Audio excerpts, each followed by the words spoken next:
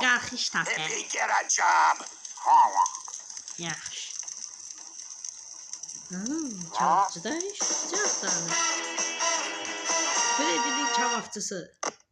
Birinci gece. Alo, Muhammed kardeş. Ben de sana burada iş almışam. Haftanı sana 60 dolar verirəm. O planşetdə çox oynama eşitdin, adam olasın.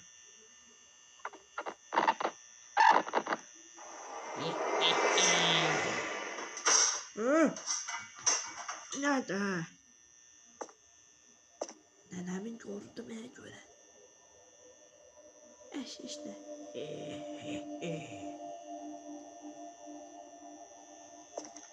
Hara götür abi güz görəsən.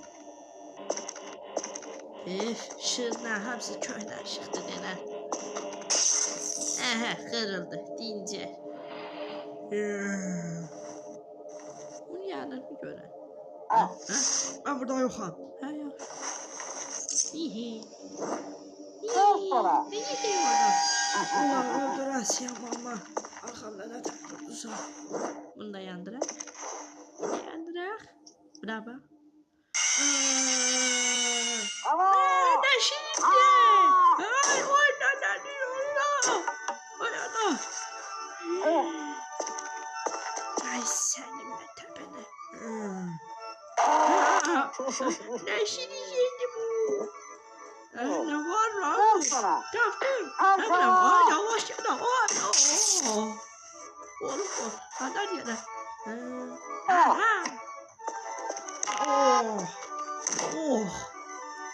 Ay çok merak. Ben burada yokum.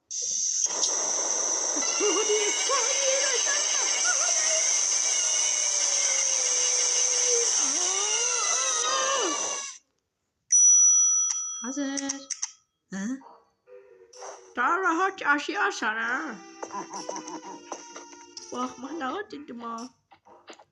Haydi sizin işe alacağınız işçini mi? Sen hara gelsene.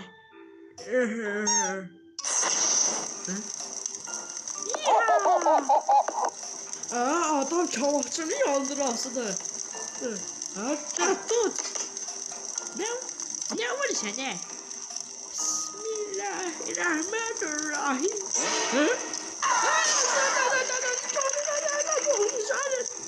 Ay sizin işe alacağınızı ben. Tır şey yaşar. Tır. Dedenin malı tır. Buraya.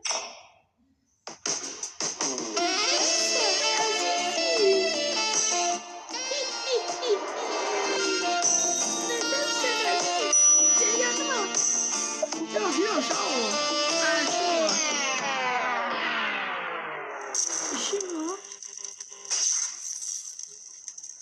Çakil. Hala bu ne halde böyle? Allah benden bir aldığını.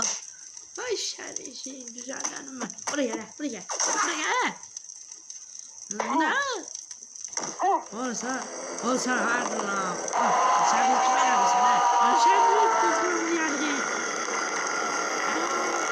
Bir şeyler yaşandı.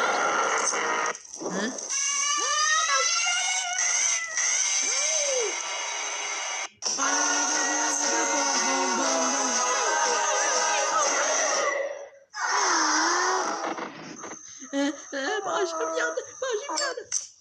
Daha çok istiyorsunuz?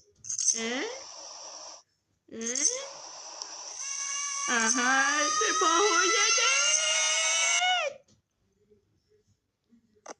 İkinci gece.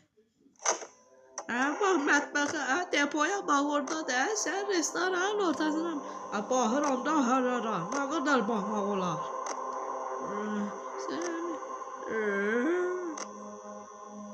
Baxıram, məkamı. Salam aleykum.